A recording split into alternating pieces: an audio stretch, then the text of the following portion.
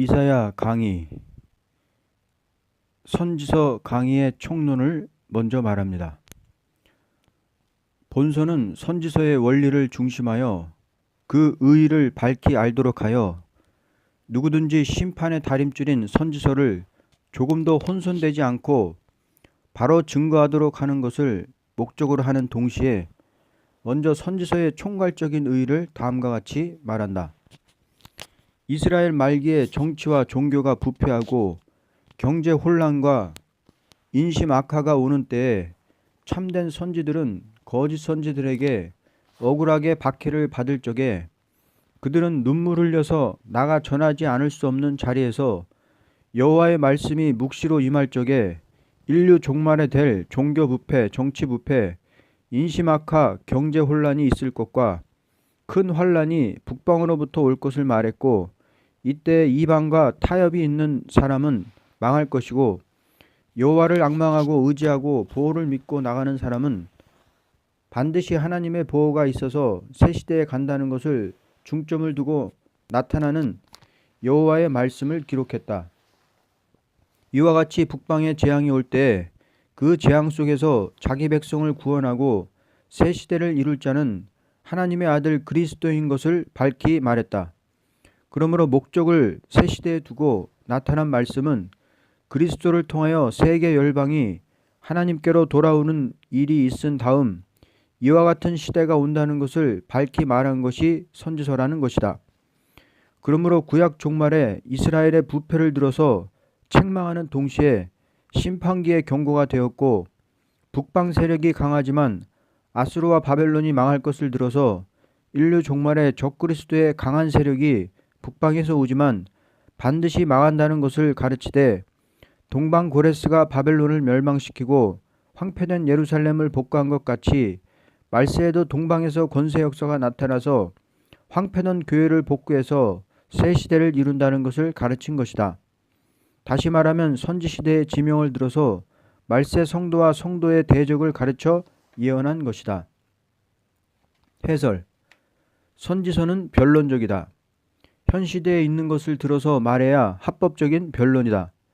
이스라엘의 종교 부패, 정치 부패, 경제 혼란, 인심 악화될 때 이스라엘이 멸망한다고 경고하게 했고, 인간 종말에도 이와 같은 일이 있을 때 북방 세력이 강하게 일어날 때 심판과 새 시대를 말했다.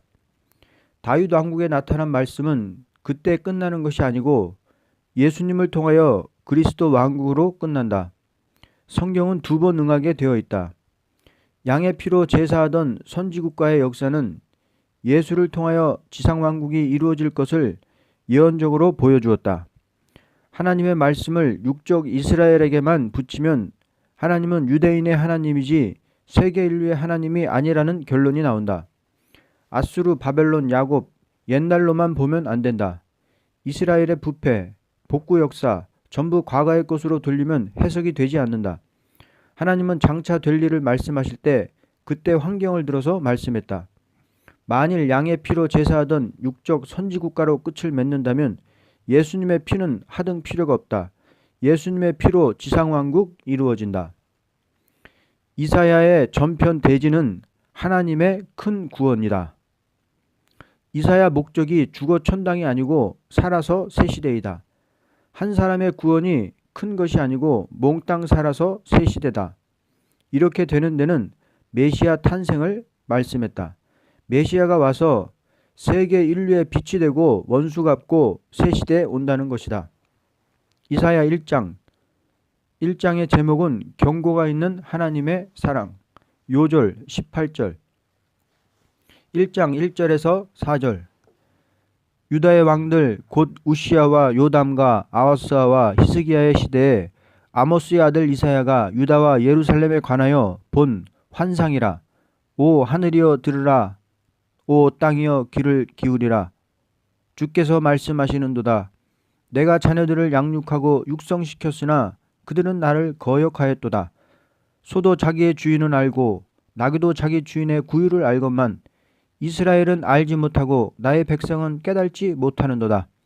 아 죄지은 민족이여, 죄악을 짊어진 백성이여, 행악자들의 씨앗이여, 부패한 자손들이여, 그들은 주를 버렸고 그들은 이스라엘의 거룩한 분을 성내게 하였으며 그들은 타락하여 멀리 갔도다. 본장에 나타난 경고는 택함 받은 백성이 하나님의 은혜를 받고도 깨닫지를 못하고 거역하는 것을 책망한 동시에 회개하고 돌아오면 산다는 것이다. 폐역이라는 것은 하나님을 공경한다 하면서 하나님의 말씀을 순종치 않는 백성을 가르쳐 말한 것이다. 해설. 한 사람이 아니다. 하늘과 땅 다 들으라. 민족적인 예언이 아니고 세계적인 예언이다. 하나님을 공경한다 하면서 순종치 않고 제사한다 하면서 옳게 못 드리고 예배 본다 해도 상달될 예배 못 드리는 자에게 경고한 것이다. 하나님께서 다윗 왕국을 세운 것은 세계 통일의 나라를 이루기 위해서 세웠는데 반대해서 열지파가 망했고 구약대 사람은 예언적으로 망했고 우리는 다윗 왕국 반대하면 완전하게 망한다. 그리고 참된 선지가 나타나서 경고할 때 참 선지 반대하고 거짓 선지 따라가니 두 지파 망했다. 마찬가지로 오늘의 참된 종의 말씀을 무시하다 망하게 된다. 하나님 공경하는 사람이 하나님의 말씀 글자 그대로 믿지 아니하면 당나귀 소만도 못하다. 말씀대로 순종 안 하고 하나님 공경하다가 망한다. 너 정신 있니? 순종 안 하고 하나님 공경하면 무엇하니? 기왕 예수 믿으려면 차라리 믿다가 복받지. 계룡산 세일수도원까지 왔다가 새시대 못 가면 진짜 못난이다. 하나님께서 모처럼 여러분 이곳까지 인도했으니 틀림없다. 복받는다. 천국에 가는 것이 목적이 아니고 새시대 들어가는 것을 보여주었다. 예수 믿어도 하나님 말씀 순종치 않을 때 새시대 못 간다. 5절에서 6절. 너희가 어찌하여 매를 더 맞으려느냐. 너희가 더욱더 반역하리니 온 머리는 병들었고 온 마음은 기진하였도다. 발바닥에서 머리끝까지 어느 곳도 성한 데가 없고 다만 상처와 상한 곳과 골문 자국뿐이요 그것들은 봉합되거나 싸매지거나 연고를 발라 유연하게 되지도 못하였도다. 하나님의 사랑을 받고도 부패한 자를 다시 돌아올 기회를 주어도 돌아오지 않을 때에 더 큰 진노의 막대기가 다시 온다는 것이다. 해설. 예수님 믿고 말씀 그대로 순종하면 복받고 매일매일 마음이 새로워지고 몸이 새로워지고 매일매일 재미있는 생활한다. 만일 어떤 집의 아이가 자기 손으로 밥도 못 먹고 먹여주어도 토하고 숨만 발딱발딱 쉬고 있으면 그래도 용타, 죽지 않고 살아있으니 그럴 부모는 없을 것이다. 마치 하나님 공경하는 사람이 이 상태 되니 하나님께서 슬퍼하신다. 이 진리 반대하면 마귀에게 매맞아 심령이 피곤하다. 교회가 부패하면 그 영적 상태가 불쌍하다. 완전히 고쳐주고 싶어 하시는 하나님이다. 우리 썩어질 것 원치 않는다. 7절에서 9절 말씀. 너희 나라는 황폐하였고 너희 성읍들은 불에 탔도다. 너희 땅은 너희가 보는 데서 타국인들이 삼켜 마치 타국인들에게 무너지듯이 황폐하였도다. 시온의 딸은 마치 포도원의 오두막같이 오이밭의 원두막같이 포위당한 성읍같이 남아있도다.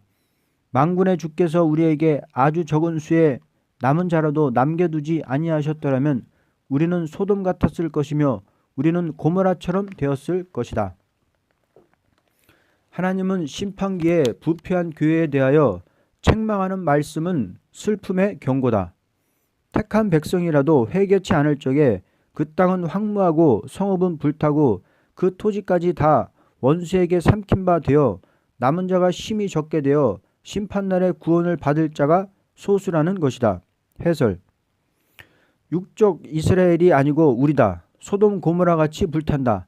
원두밭의 상징막 같은 한계이다. 소돔 고모라 같이 이 세상에 남은 자가 심히 적다.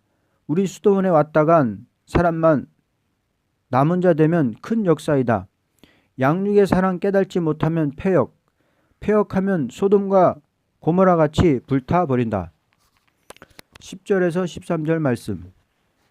너희 소돔의 치리자들아 주의 말씀을 들으라. 너희 고모라의 백성들아 우리 하나님의 법에 귀를 기울이라. 너희의 수많은 희생제물이 내게 무슨 소용이 있느냐. 주가 말하노라. 나는 순양들의 번제물들과 살찐 짐승들의 기름으로 배불렀으며 또 나는 숫송아지들이나 어린 양들이나 순염소들의 피를 기뻐하지 아니하노라. 너희가 내 앞에 나타날 때 너희가 이것을 가져와 내 뜰을 밟으라고 누가 요구하였느냐. 헛된 예물을 더 이상 가져오지 말라. 분향은 내게 가증하며 새 달들과 안식일들과 집회들을 모으는 것도 내가 견딜 수 없으며 심지어 엄숙한 모임까지도 악한 것이니라. 하나님은 심판기에 불의를 용납지 않으시니 아무리 하나님 앞에 제사를 드리고 성회를 열고 모든 일을 의식적으로 행한다 하여도 도저히 참을 수 없다는 것이다. 해설. 교회가 부패하거나 진리 반대하는 무리를 반대 않고 가만히 있으면 은혜 안 내린다. 일제시대 신사참배 반대 안 하는 교회 은혜 안 내렸고 신사참배 반대하는 교회 은혜 내렸다. 하나님은 재물이 문제가 아니다. 과거 한국교회 피 흘렸다 한들 무슨 소용 있나. 타협하고 예배 보면 망한다. 제사를 받을 수 없는 것은 악을 행하기 때문이다. 14절에서 17절. 너희의 새 달들과 정한 명절들을 내 혼이 싫어하노라. 그것들은 내게 짐이요 내가 지기에 피곤하노라. 너희가 너희 손을 내밀 때면 나는 너희에게서 내 눈을 가리우리라. 정녕 너희가 기도를 많이 할 때에도 내가 듣지 아니하리니 너희 손은 피로 가득하도다. 너희는 씻고 스스로 깨끗게 하라. 내 눈 앞에서 너희의 악한 행실을 버리고 악을 행하는 것을 그치라. 선을 행하기를 배우고 공의를 찾으며 압제당하는 자들을 구해주고 압이 없는 자를 판결하며 과부를 위하여 변호하라. 왜냐하면 그들은 기도를 많이 한다 하여도 사랑이 없기 때문이다. 해설. 하나님께서는 가난한 고아와 과부를 불쌍히 보는데 사람이 그들을 멸시하면 악이다. 하나님께서 반드시 우리 앞에 불쌍하고 무시할 만한 사람을 앞에 놓고 멸시하나 무시하나 보기 위해서 그런 사람 앞에 둔다. 남을 살려보려는 마음이 불타야 기도 응답 온다. 목사님 병자 위에 기도 않을 때 하나님께 책망받고 사흘밤 자지 않고 기도할 때 응답 내렸다. 지극히 작은 일, 지극히 작은 사람 위에 기도하다가 이렇게 되었다. 앞으로 새 시대는 고아와 과부가 많이 간다. 이 목사님부터 구하다. 고아와 과부 위에 기도하는 것 하나님께서 제일 큰 일로 보셨던 모양이다. 앞으로 변화 성도는 가난한 사람 많고 과부가 많다. 왜냐하면 남편 밥 해주고 살림살이 하려면 전도할 수 없다. 앞으로 변화 성도 되려면 부자나 세상의 영웅들을 의지하면서 일할 수 없다. 40일 금식 기도하는 사람도 모두 가난한 사람이 많이 했지 부잣집 아들 딸들이 금식 안 한다. 높은 사람 상대하지 말고 고아 과부 위에 기도하니 하나님께서 역사하신다. 아무리 손들고 기도해도 들을 수 없다. 기도는 말 많이 하는 것이 문제가 아니고 내 마음과 하나님 마음이 맞아야 한다. 예배당 차려놓고 돈 받아먹고 참된 진리를 대적하면서 기도 많이 해도 소용없다. 어떤 사람은 기도를 할 때 문자를 써가면서 성경을 가르치면서 자기 자랑을 하면서 기도를 하니 하나님이 들을 것 같아요? 노하실 것 같아요? 하나님께서 약장수 약 팔듯이 기도하면 하나님께서 안 들어요. 기도 말 많이 하면 들어준다는 성경 어디 있어요? 목사님도 10달 동안 철회해서 은혜 받고 계시록 받겠다는 것이 아니고 은혜가 오니 자연적 기도하게 됐다.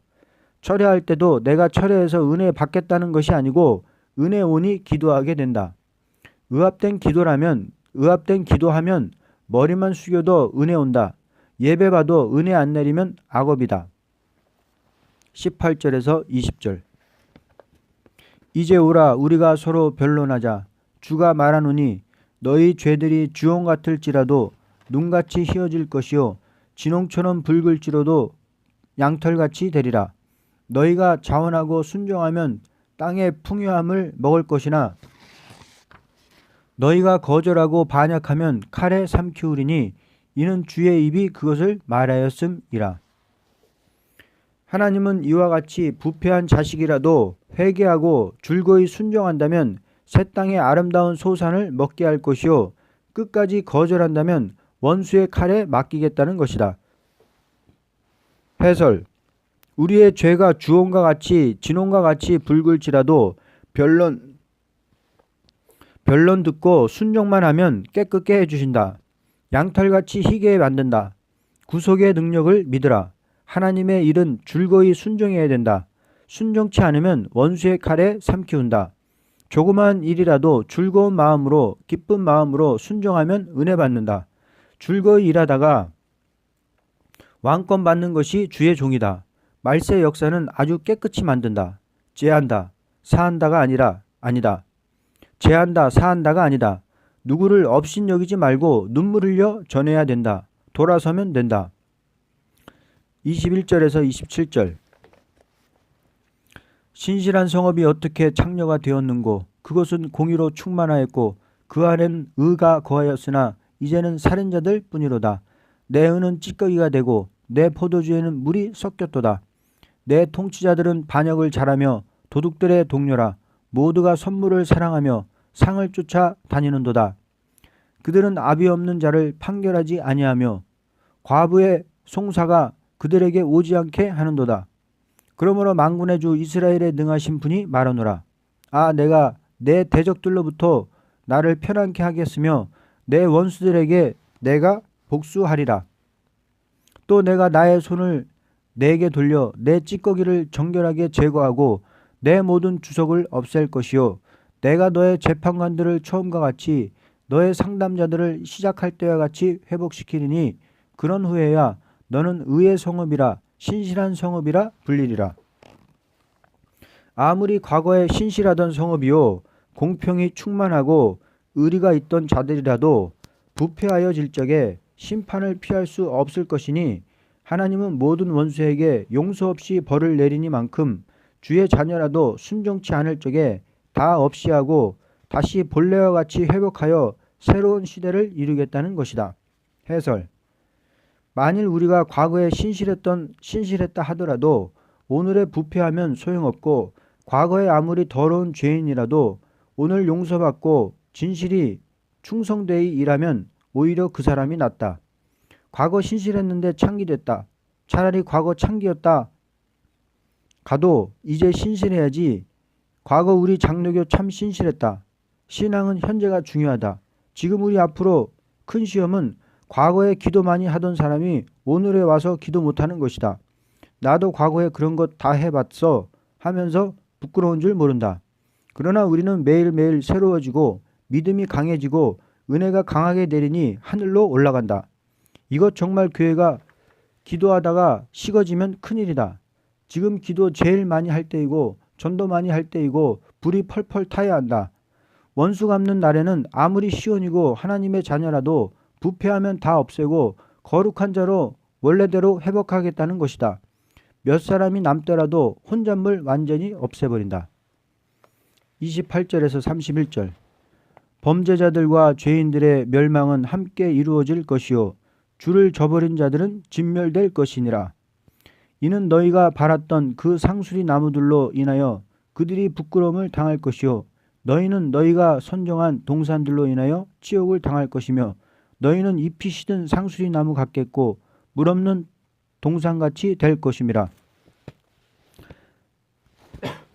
강한 자들은 삼줄 같겠고 그것을 만든 자는 불꽃 같아서 그들이 다 함께 불타리니 아무도 끌 사람이 없으리라. 아무리 하나님을 공경하고 자랑하던 동산이라도 폐역하여질 때 수치를 당하고 불사름을 당할 것이다. 기뻐하던 상수리 나무 밑에서 아브라함에게 약속한 가나안 복지지만은 순종치 않으면 망한다. 이것 정말 기독교가 지금까지 기도하다가 이제 와서 WCC하면 무엇이십니까? 예수 믿고 새 시대 못 가면 이런 억울한 일이 있나? 기회 없다. 과거라 하면서 듣기 싫어한다. 과거 아니다. 천당 아니다.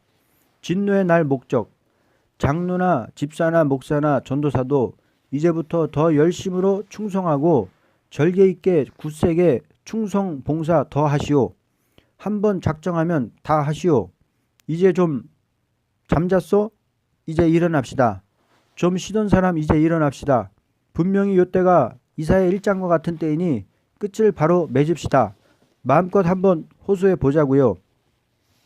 아무리 시험이 와도 후퇴하지 않고 흔들림 없이 내려왔기 때문에 특별한 은혜 받았다. 이제 막다른 골목이니 그날 그 시간 마음껏 호소하고 전도합시다. 큰 축복 받아야 된다. 심판의 다림줄은 한 번 경고로 알려주고 다시 용서가 없다는 것을 가르친 것이다. 해설. 이사야서는 언제나 볼 때 이스라엘 예루살렘 하면 우리로 봐야 한다. 다윗 왕국이 부패할 때 참선지 환영받지 못하고 배척받으면서 받은 몫이다. 그때 이방 사람이 배척하는 것이 아니고 하나님을 공경한다는 사람이 참된 선지를 배척했던 것이다. 그때 인간 종말에 가서 될 것을 말했다. 이사야 1장은 총 제목이다. 1장과 2장을 연결할 때 2장에 세밀히 말했다. 설교편. 아버지를 슬프게 하는 자식이 될까 조심하자. 이사야 1장 2절부터 20절. 죄 중에 가장 큰 죄는 도덕적으로는 부모를 거역하는 일이요 종교적으로는 하나님을 거역하는 일이라고 보게 된다. 왜냐하면 사랑을 받고도 짐짓 거역한 일이 되기 때문이다. 우리를 해코자 하는 마귀를 거역하는 것은 의가 되는 것이요 우리에게 복을 주고자 하시는 하나님을 거역하는 것은 멸망받을 죄라는 것이다. 이제 아버지 마음을 슬프게 하는 일에 대하여 본문을 들어서 다음과 같이 말한다. 1. 마음이 멀어지는 것이다. 1장 4절. 아, 죄지은 민족이여, 죄악을 짊어진 백성이여, 행악자들의 씨앗이여, 부패한 자손들이여, 그들은 주를 버렸고 그들은 이스라엘의 거룩한 분을 성나게 하였으며 그들은 타락하여 멀리 갔도다. 우리가 하나님의 사랑을 받고 하나님을 공경한다는 자들이 하나님과 마음이 멀어진다는 것은 하나님을 노엽게 하는 일이다. 왜냐하면 하나님의 사랑을 받고도 깨달지를 못하고 감사할 줄 모르고 오히려 마음이 태만해지는 자리에서 하나님 앞에 무엇을 한다 하여도 중심 보는 하나님은 더 가증히 보는 것이다. 왜냐하면 하나님은 사람에게 사랑을 베풀 때 가까이 하기를 기뻐하시고 고쳐주기를 기뻐하시고 복을 주기를 기뻐하시는 하나님께서 당신의 백성들이 하나님과 멀어질 적에 슬퍼하는 것은 주고 싶은 마음이 불타오르는 아버지의 마음을 가졌기 때문이다.